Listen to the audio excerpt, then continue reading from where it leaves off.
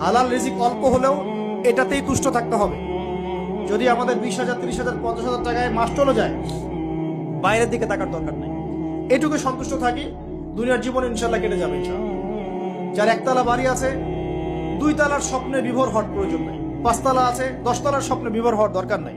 যা আছে সন্তুষ্ট থাকেন, হালালে সন্তুষ্ট থাকেন, ইনশাআল্লাহ এতেই আল্লাহ পাক বরকত দিবেন ইনশাআল্লাহ। আল্লাহ পাক কবুল করুন।